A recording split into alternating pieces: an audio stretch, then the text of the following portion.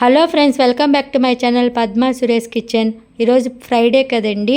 Friday అష్టమి చాలా విశేషమైన రోజండి.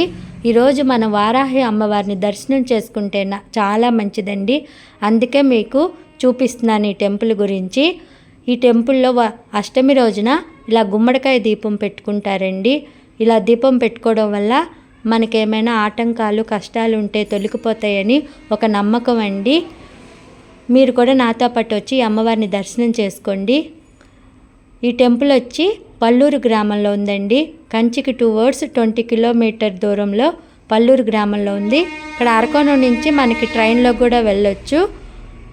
Station stopping ఉందండి అరకోణం నుంచి పల్లూరు గ్రామానికి.